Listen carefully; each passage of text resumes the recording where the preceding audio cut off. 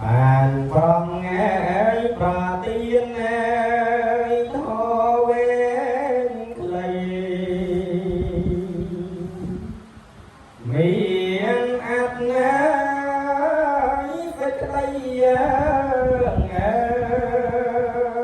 ắt miền hoàng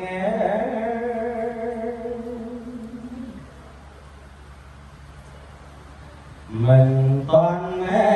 ăn chết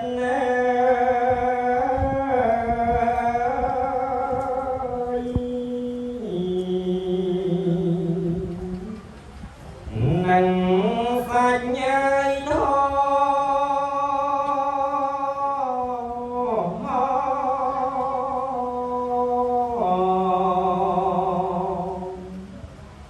rằng tu lễ ăn bỏ mình hiền thà